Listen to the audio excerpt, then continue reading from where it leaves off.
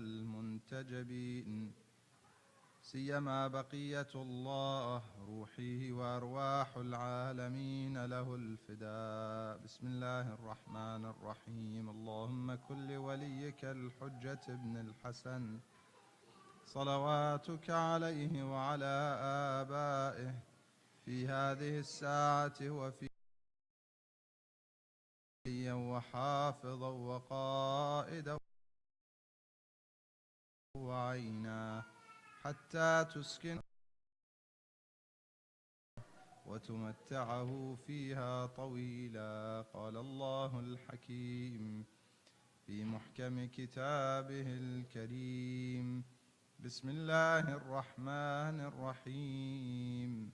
يا أيها الإنسان إنك كادح إلى ربك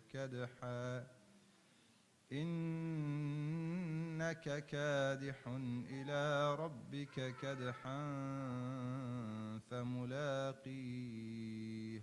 آمنا بالله. صدق الله العلي العظيم. اللهم صل على محمد وآل محمد. Dear mu'mineen and mu'minat, brothers and sisters, Assalamu alaikum wa rahmatullahi wa barakatuh. Congratulations on the birthday anniversary of Imam Ali ibn Musa Raza alayhi afdal salawat wa tahiyyat. Allahumma salli ala Muhammadin wa ali Muhammad. May Allah subhanahu wa ta'ala grant us in this dunya the ziyarah of the Imam, and in the hereafter his shafa'ah. In fact, his grave or his shrine, according to the narrations, is one of the parts of paradise. It is in fact a piece of paradise. According to the narration, when it came to the burial of the Imam, salawatullah wa salamu alayh, he had specifically told one of his students and companions to make sure that these people perform the rituals in a way that they are able to actually use the grave and bury the Imam, because they could not bury him where they intended, and where they ended up burying him, it was a piece of paradise that they could not have even lay eye on it. It's a long narration, but to cut a long story short, in fact, his shrine is a piece of paradise. For those who go there, they feel the peace and the tranquility that inshallah we will have once we are gathered together as brothers and sisters, believers in paradise, inshallah. The discussion that I want to have tonight is through some of the words of the Imam, salawatullah wa salamu alayh, and I'll try and keep it as short as possible, although I promised that I would not be looking, I didn't promise, but I suggested that I should not be looking at the men's side because they were hungry.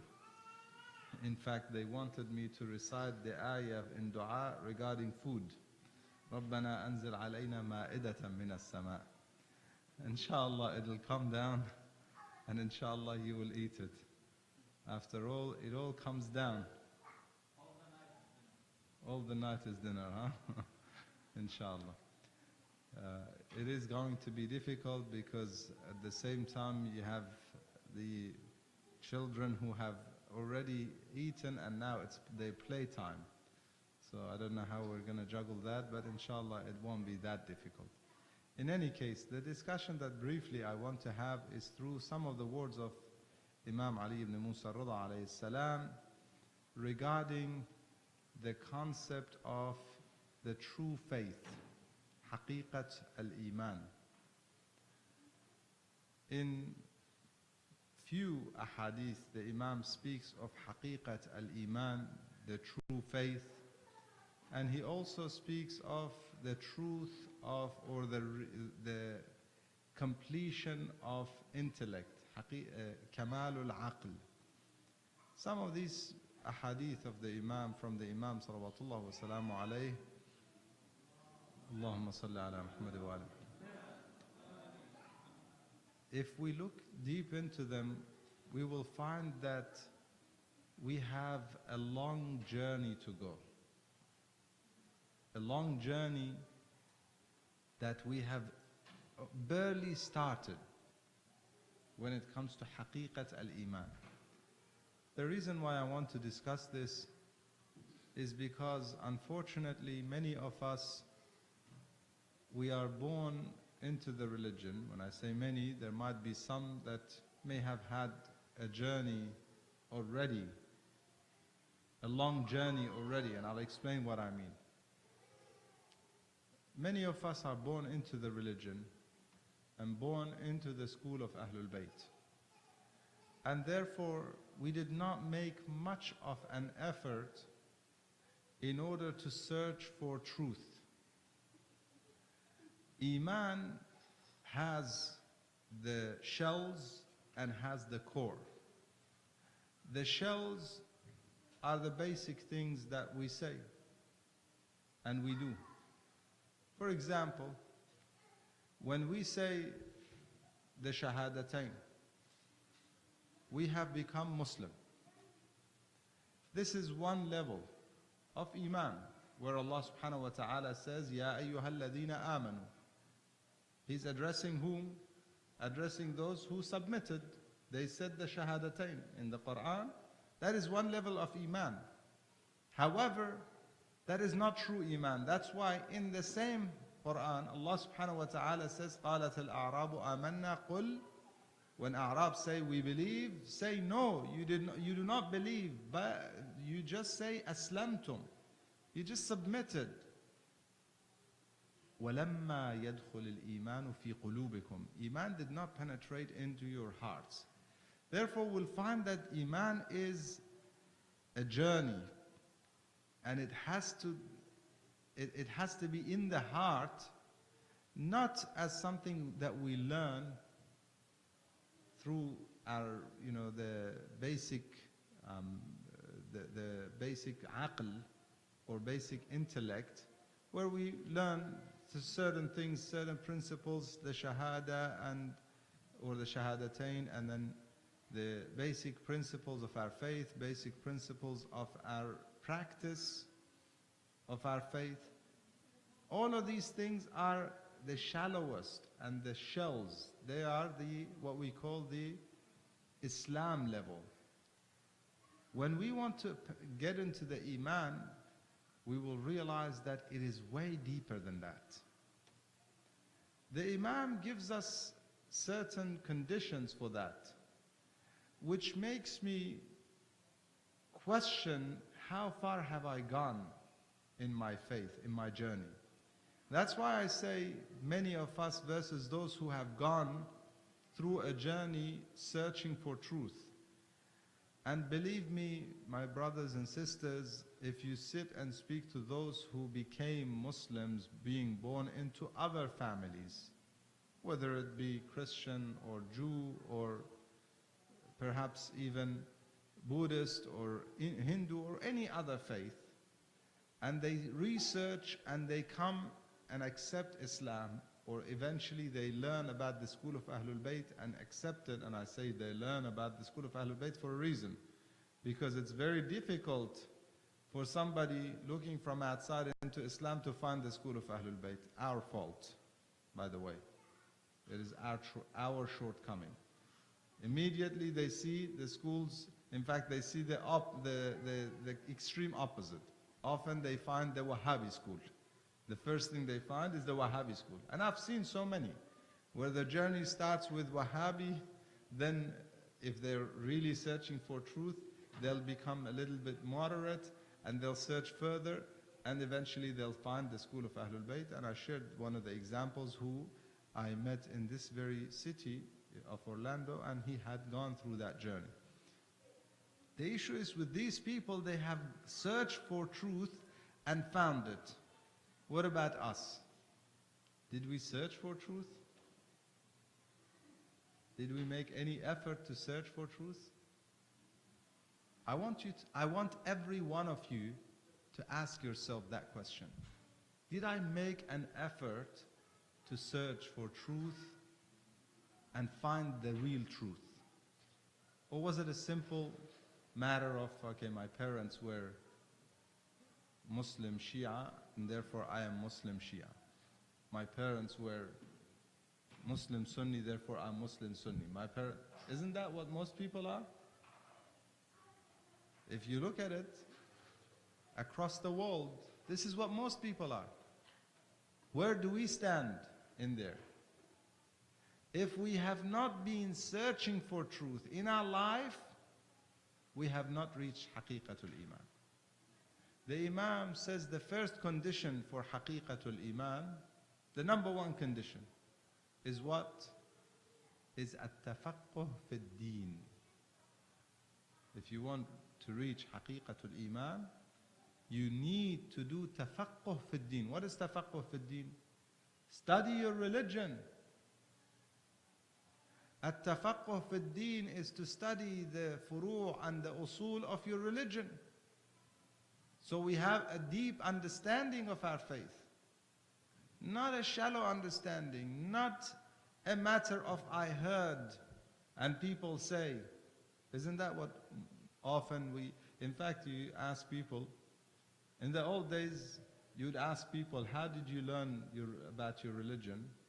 And some, details of your religion. Because some people, they become even self-proclaimed mufti or marja. How did you learn? Often you'll find that they learned in saharat, sitting around with other people, and they had a discussion and they learned. And this is their level of... Nowadays it's actually different. Can anyone guess how we learn our religion? Social media, Facebook, and the rest. This is the reality. WhatsApp, Facebook. And you know how shallow that kind of a faith is? And you know how much of an error we could be in by just following such mediums? A few days ago, somebody sent me a video. It was a beautiful reflection of some message that's going around in the world, apparently. And the message is speaking of some scientists in some part of the world who were looking at the vibration of a plant. And as they were looking at the vibration, they continuously researched and researched to find out what is this vibration of the plant. Eventually they realized the vibration is actually it's making some sounds, but in a level of the sound, the frequency, ahsant. The frequency is not one that we can hear. So they studied the frequency through a machine, and it translated into a figure, but they could not figure out what this figure is saying. Eventually, somebody, and they mentioned the name of the professor, a British professor, he looks at the figure and he says, this is the name of the God of the Muslims, okay, Allah. And he became Muslim. And after he became Muslim, he publishes a research about it in that university. And so people, what do you think if you receive something like this? It's such a beautiful story, So people started tagging it and sharing it, and through different mediums. You look for that university that they're talking about, they never did such a research. Look for the name of the professor, there was never a professor in that field with that name. Okay, you will never find when you research. So what happens? We are ridiculing ourselves and our faith. And today, in fact, I was discussing it after Friday prayers with one of the believers. He traveled the world, and he tries to be open-minded when it comes to Muslims and Islam. not to limit himself and to be categorized, although he believes in the school of Ahlul Bayt, but when he's asked, he says, I'm a Muslim, which I respect and appreciate that kind of an attitude, so that we are more accepting and more welcoming to everybody. It's not about the label, it's about the heart and the practice. In any case, he shared a reality. Working in the industry that he works, he has interactions with so many different people from so many groups of faith. The people who have faith, yet they may not believe in some of these things, including some of the rituals that some groups of faith may follow blindly. They look from the outside and they ridicule those who may be more naive and accepting of so many customs and rituals that may not necessarily be correct, may not necessarily be Islamic, and so many fabricated stories and so on. They look at these people and ridicule them, but they're still within the group of faith. Then you have another group looking from outside at those people, perhaps some people who are maybe agnostic, looking at those groups of faith, whether Muslims or Christians or whatever else, and they also ridicule them. And then you have the next group outside which do not believe, okay, perhaps secular, complete, science-minded and so on, and they look at all groups of faith and they ridicule them. Why do you think that is? Allah subhanahu wa ta'ala gave the aql to all of these people. Why does His aql see certain things in a certain way and our aql sees certain things in a different way? Where is the miscommunication? The reality is many of us follow blindly, and therefore many of us do not make sense to the real aql. And when we cannot make sense to the real aql, we will find that others will reject our faith. Based on what? Not based on the faith itself, but based on our practice of the faith and the level of faith that we are portraying and exposing. That's the reality of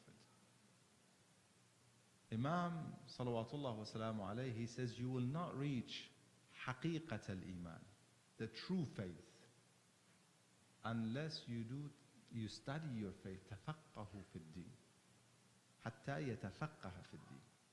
That's the number one condition. What does that mean? My brothers and sisters, it means if I don't do tafaqquh fi ad-din, I have not completed my faith. We speak of so many rituals, prayers, fasting, gathering for the month of Muharram, gathering for the month of Ramadan. All of this, it's rituals. We don't do tafaqquh fi ad-din, we're not reaching haqiqatul iman. Is tafaqquh fi ad-din through social media and Facebook? It is not. I'll come back to my discussion a few weeks ago and regarding, as we were introducing the book club, how many of us Muslims actually are familiar with books? How many of us do we actually grab a book of hadith of the Imams of Ahlul Bayt and read it? How many of us do that?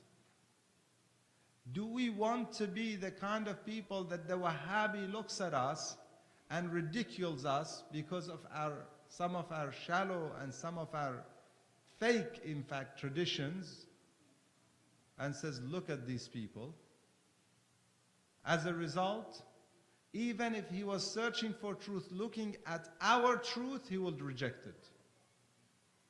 And the non-believer looking at both of us, whether it be the school of Ahlul Bayt, but with our kind of practice, and looking at the Wahhabi and the other extreme, they will also reject.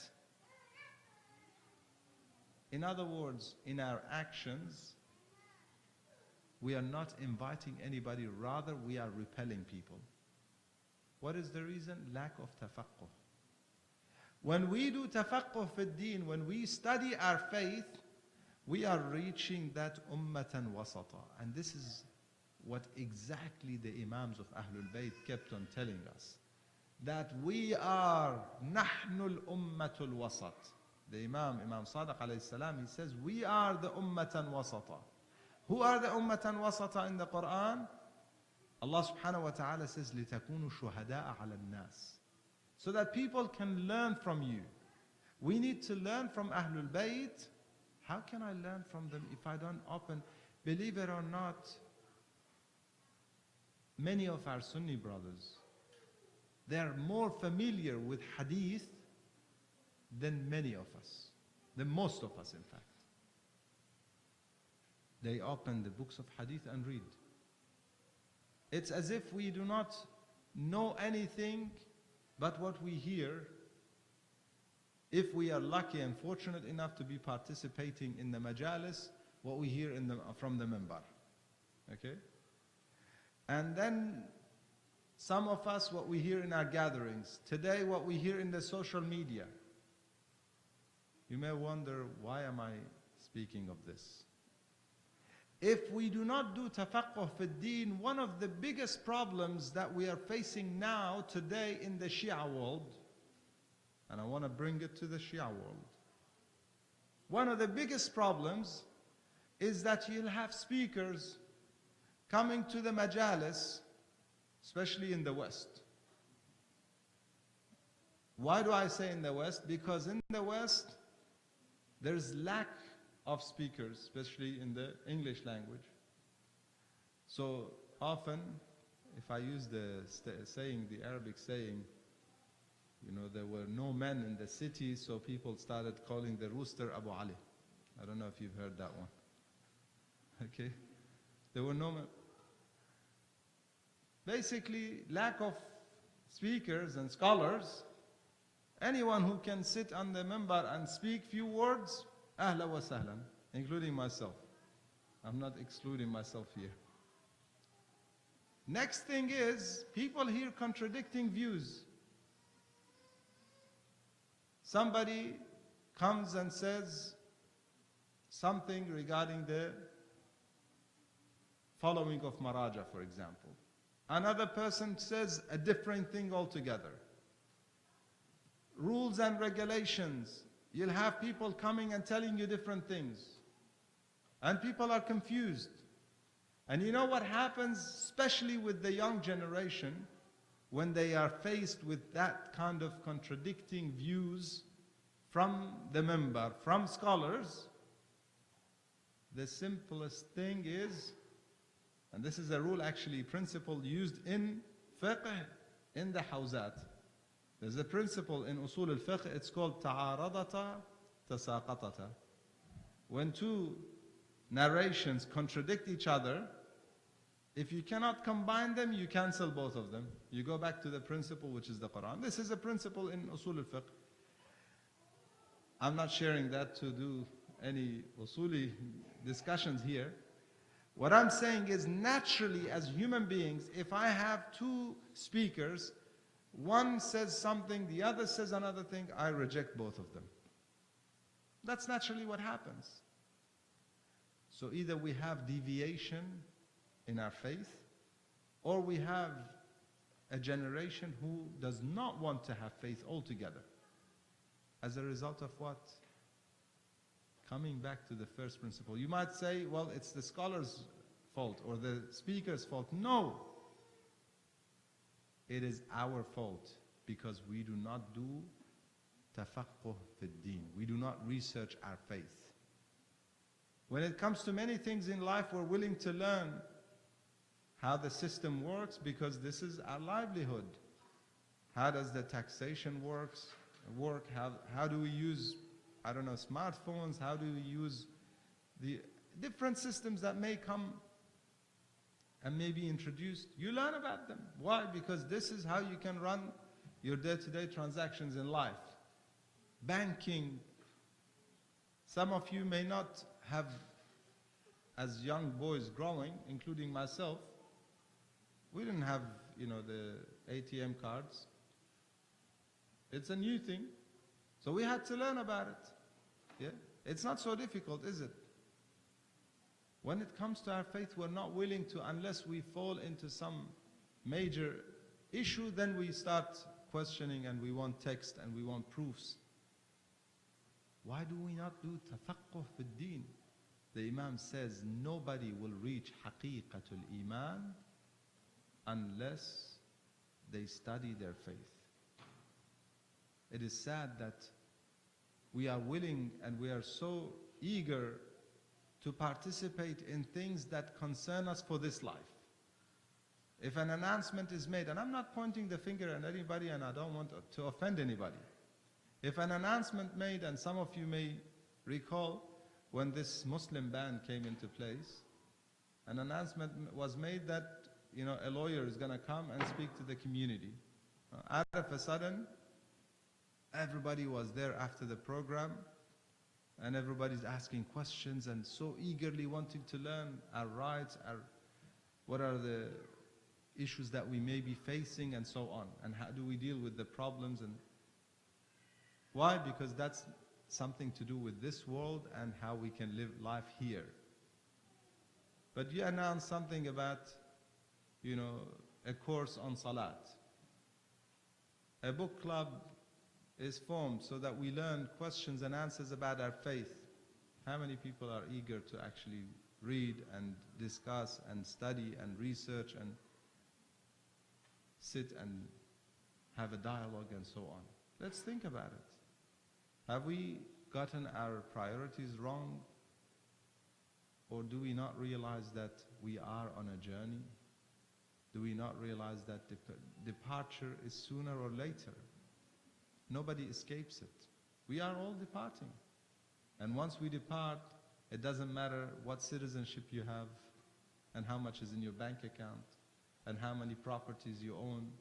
None of that would matter. None of these things would matter. Rather, the only thing that matters is what we struggled for the hereafter. إِنَّكَ كَادِحٌ إِلَىٰ رَبِّكَ كَدْحًا فَمُلَاقِيهِ. You are struggling towards your Lord, not for this world. We get it wrong. We forget towards your Lord and we concentrate on this world. We ask Allah subhanahu wa ta'ala to help us get our priorities right and study our faith and increase in our faith and reach haqiqat al-iman. We ask Him to help us learn through the words of Ahlul Bayt, through the words of the Prophet and his progeny, learn the principles of our faith, the principles of our practical parts of our faith, learn about them and put them into practice in our life and prepare for our hereafter. We ask Him to make us amongst those who listen to what's said and follow what's best. Wa akhir da'wana alhamdulillahi rabbil alameen wa sallallahu ala Muhammad wa alihi tayyibin at-tahirin. Allahumma